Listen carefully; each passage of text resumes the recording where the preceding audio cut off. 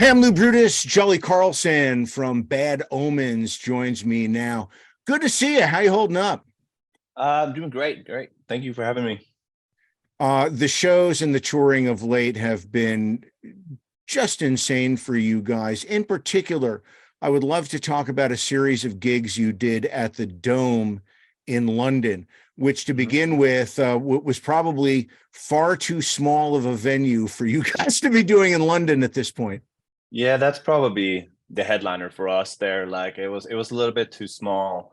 And but there was just no options. There was like I know people were trying to scramble and find a better location and whatnot because at the end of the day, none of us really want to have, Groundhog Day and do 3,000 because it's really weird for us up there. But it was cool when Noah said, like, "Hey, who was here yesterday?" And not too many people were. So I feel like we did swap out the audiences pretty decently. So it was cool. And then no, it was a really cool experience. Absolutely being able to do three sold out ones in London. Very cool, very humbling. And I think that's a pretty important city for Bad Omens because there's musical DNA from several parts in the world in the group. However, I think there's a strong strand of musical DNA that runs from London and the UK. Is that an important place in your mind for music? London per se, I'm not sure. The UK, absolutely. I Yeah. feel like there's so much phenomenal music coming from Great Britain, modern music, and just like classic, like Oasis. I feel like most of my like really favorite bands and artists are from the UK. David Bowie, just like they're just a huge amount of very very talented artists from there. And the fact that you guys were there for a few days, I would hope allowed you to do some stuff in London. How did you fill your time? And did you make any musical pilgrimages? Did you go to Abbey Road? Did you go to any of the other famous studios there? No, you know what? We actually got hooked up by a Hard Rock hotel there, and I feel like that's in itself is pretty nifty because there's a lot of cool memorabilia there. Like when you just take the elevator, they'll have like fucking a shirt from Liam Gallagher, or they'll have like there's just like I think they had Jimi Hendrix guitar. There's so much you can just look at there. As for me, no, I didn't really go and do anything super touristy. I had some family come down from Sweden, so I had some family fly out, and I was just kind of hanging out with them and walking around in the park and just eating good and like having a pint with the family. So no, not just kind of relaxing. It was like 2 days off, I think, after those shows that we were able to just relax, which was good. And we had some management come out too, and we had like a dinner and stuff like that. So it was very nice, very nice. In your years of doing this, have you ever gotten to meet any of your real heroes? Have you met the Gallagher brothers? Did you ever meet David Bowie or any of those folks? No, no, I haven't.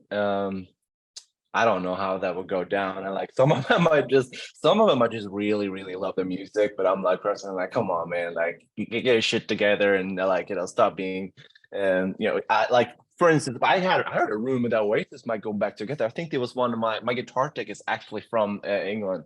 And he said yesterday or something like, Jolly, there's a rumor about Oasis like having a show or whatnot. I was like, no fucking way. That would be crazy to me because that's something I just really want to happen. And I'm just like kind of looking at the brothers and how they act towards each other. I'm like, I'm not sure that's going to happen because they don't really seem to be able to bury the hatchet that well. I feel like Liam is kind of pushing for it and saying like, hey, we'll do it. And then Noel's like, nah, I'm good.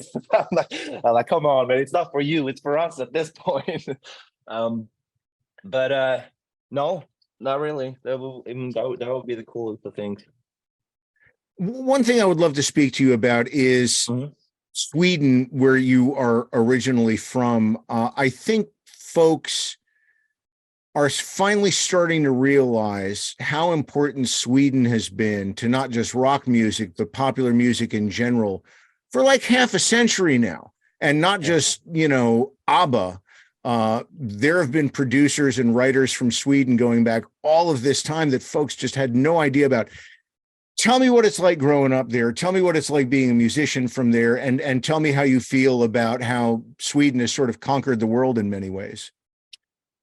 Yes, like you said, like they're not really on the radar because there's a lot of songwriters and they might be like kind of hushed up because even if it was Katy Perry's song or if it was Justin Bieber's song, not many people know that they're like one of the big producers on it was Sweden, but maybe like Max Martin is like the biggest name I think we have. We have Shellback too, and we have a lot of up and comers. I think like even like people that I knew growing up a little bit now, I'm seeing them actually writing songs for artists in like the EDM world and whatnot. So it's really cool to have. I don't know. Yeah, it's like you said, like we do have a lot of musical export from there, and I can't really pinpoint why we're like having. I feel like it might be a little bit more in the pop world. I think that might be where the biggest export is from. But then we also have really cool bands such as like In Flames are original from there. There's still two members I think that are the original, like Bjorn and Anders, and but now they're sort of Americanized, I would feel, because their albums are written and made in in LA as far as I know, and I think the rest of the group now is Americans. But then also we have like cool like legacy bands like Meshuggah, and there's a lot of cool exports from there. Growing up, I don't know, like I was like, I was just in there and I was making I was in a Swedish band, kind of rock emo growing up or whatever.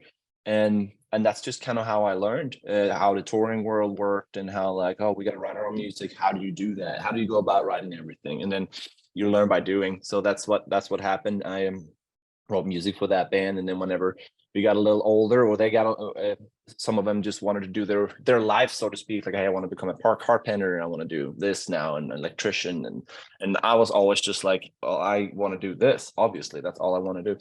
And then right when that band kind of decided to not be touring anymore is where I was looped into contact with Noah through a mutual friend that we have, our first bassist Vincent, who has been my friend for forever. He was in the startup trio, you can say, of Bad Omens, which is Noah, Nick, and Vince.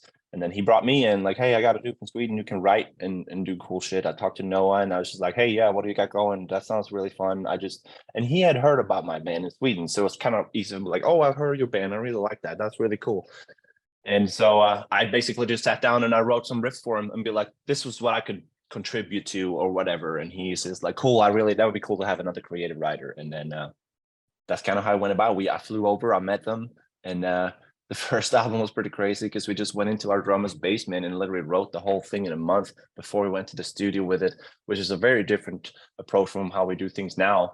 That first album wasn't really self-produced in that way because there was Will Putney was the producer on it in New Jersey.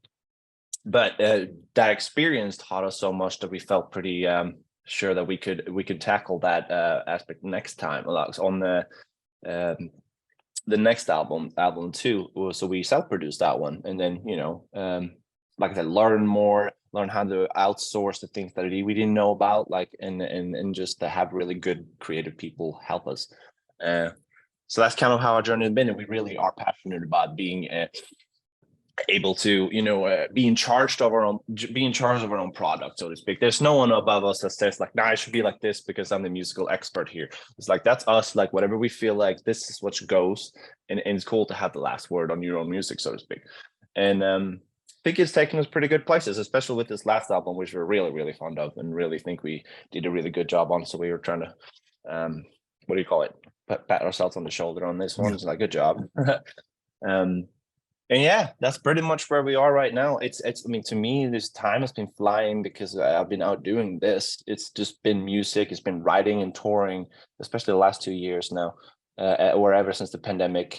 We came back from the pandemic. It's been very living on the roads sort of thing. Just out a month or 2 months, home a month, and then out again, and sort of like that. But it's definitely where we want to be, and it's fantastic. We're having time of our lives there. Well, Jolly, it's great to speak to you. It's great to see you. I can't wait to catch the band again a little bit later on this tour. And I'm just very happy for you guys because people use the term, well, the band is blowing up. And sometimes it's used a little loosely. You guys are fucking blowing up. Like, it just seems every day there's another huge step forward. So congratulations, safe travels. I will see you soon. Thank you very much.